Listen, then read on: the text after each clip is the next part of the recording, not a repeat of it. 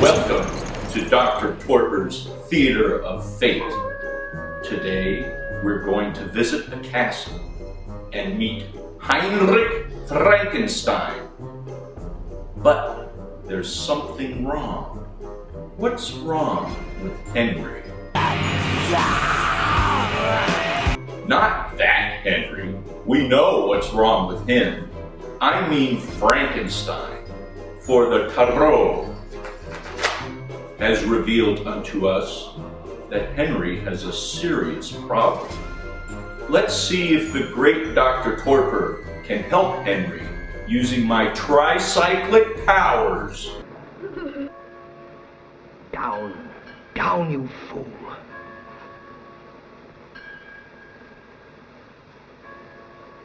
Henry pushes Fritz down so they won't be seen. But then Henry lingers himself, risking getting caught, which is the very thing he wanted to avoid. This is not the first contradiction we will see from Henry. And what is he doing there anyway? Waiting to rob a grave? This is something Henry would not do ordinarily. You can tell you're moving in a bad direction when you observe yourself violating your own values.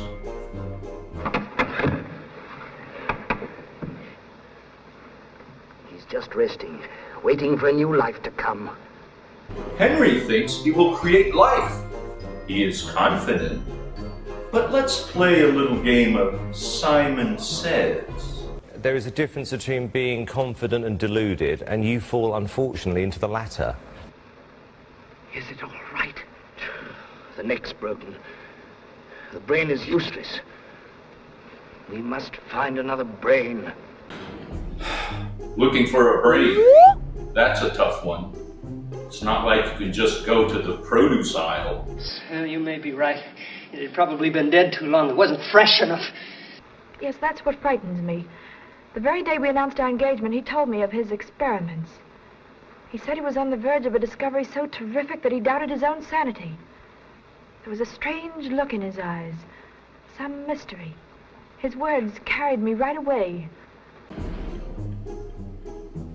I hate to break it to her, but Henry was thinking about the honeymoon. That Victorian morality.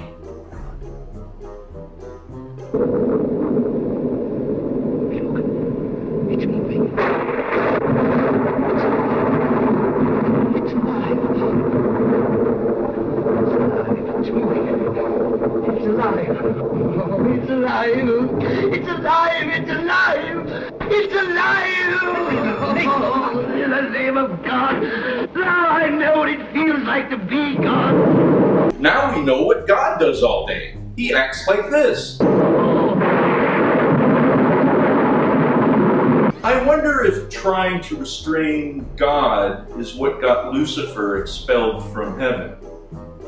Apparently, God does not like to have his pleasure preempted. Petty, petty, petty. Perhaps we should break out the Ouija board and find out the truth. Get away from all this fake news. Here we have a fiend whose brain must be given time to develop. It's a perfectly good brain, Doctor. Well, you ought to know. It came from your own laboratory. The brain that was stolen from my laboratory was a criminal brain.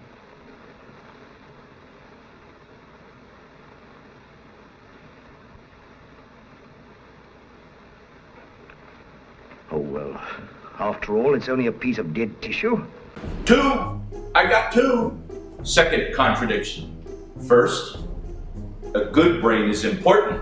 The next moment, any old brain will do. Henry believes the first statement, but when it is refuted, he tosses it into denial and immediately endorses the opposite opinion. When you see someone ping-pong like this, beware. And remember, denial is not a river in Egypt.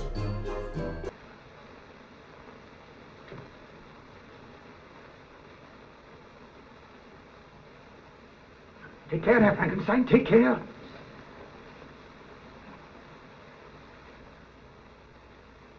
Shut off the light.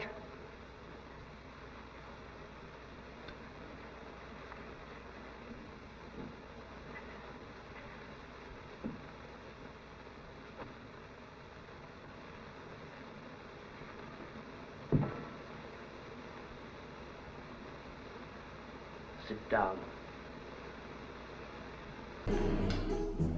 Henry makes a serious error here. He does not recognize or respond to the monster's heartfelt plea.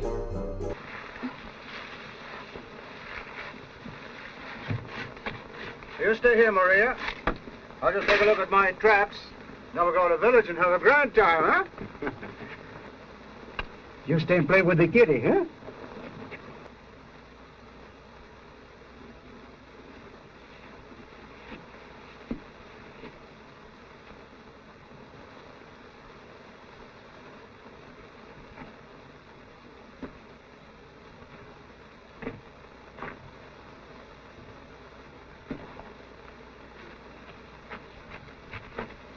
Who are you?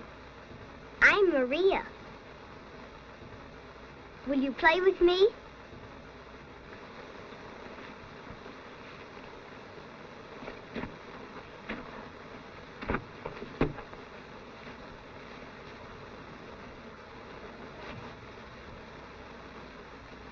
Would you like one of my flowers?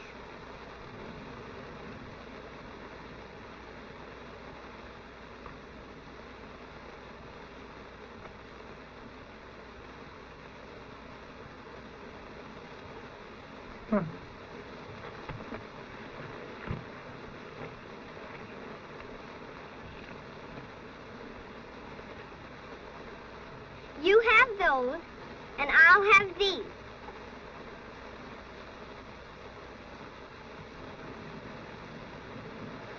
I can make a boat.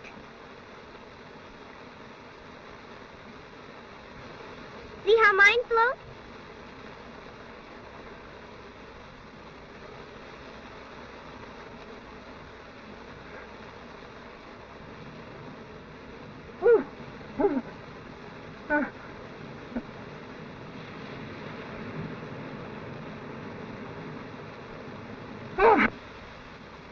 No, you're hurting me! No!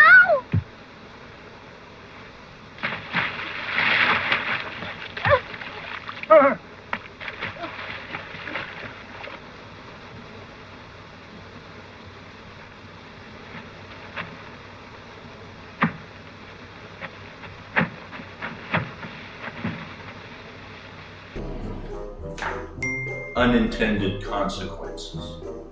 We put something in motion, create a situation.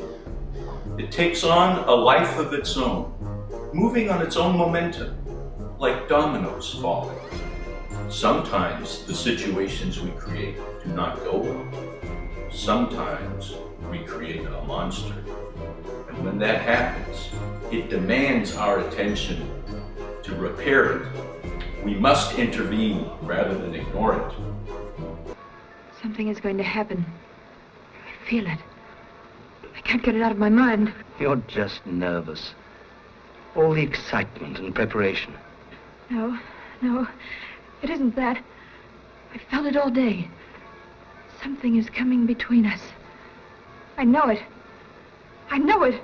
When we fail to recognize our unintended consequences, often our friends and loved ones will detect trouble before we do. You appreciate them for that, and when those chickens come home to roost, feed them some nice juicy bugs.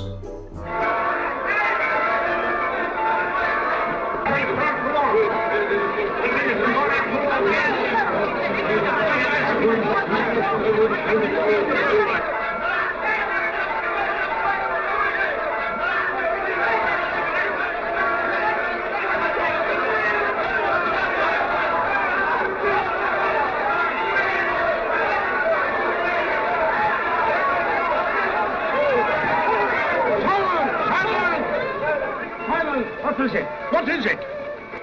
I left her alone, supervised by a kitten. We live next to a lake and I didn't teach her how to swim. I never told her to not talk to strangers. I need to be hotlined. I'm a bad parent. Here's the proof. My poor man, why'd you bring her here to me? But she's been murdered.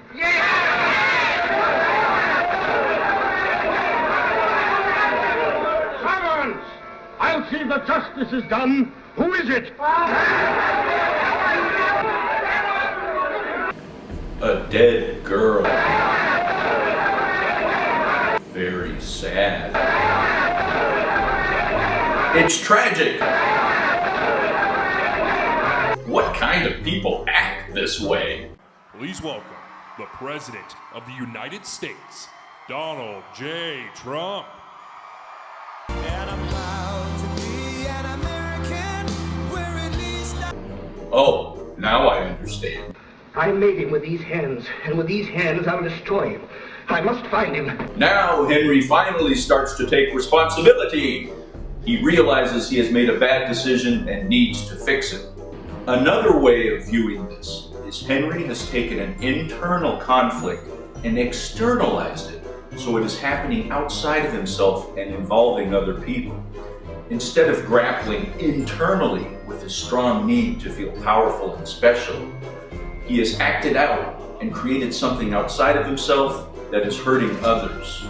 As Sheldon Kopp once said, all of life's most important battles are waged within the self.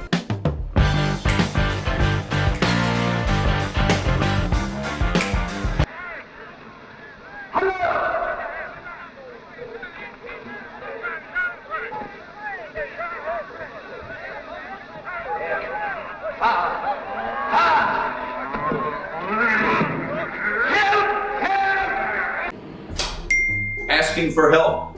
To sincerely ask for help takes humility. This is another step in the right direction for Henry. Henry is willing to accept that even though he originated the situation, it is now so far out of his control that he needs the help of others to fix it. So don't be afraid to ask the right people for help. I told you.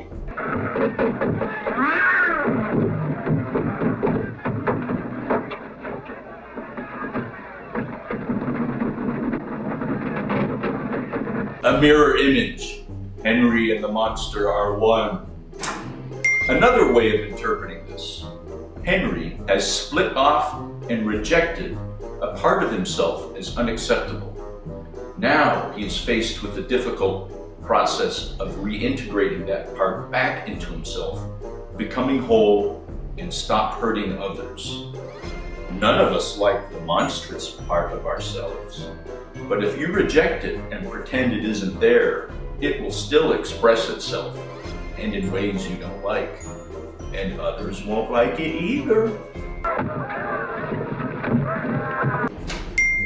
It is a painful and difficult struggle to reintegrate parts of yourself that you've split off and rejected. And it is also difficult to fix situations you've created that have hurt others. To do this, you must fortify yourself by either eating your Frankenberry cereal, Frankenberry is part of this good, nutritious breakfast, or some of those juicy bugs that you give your chickens.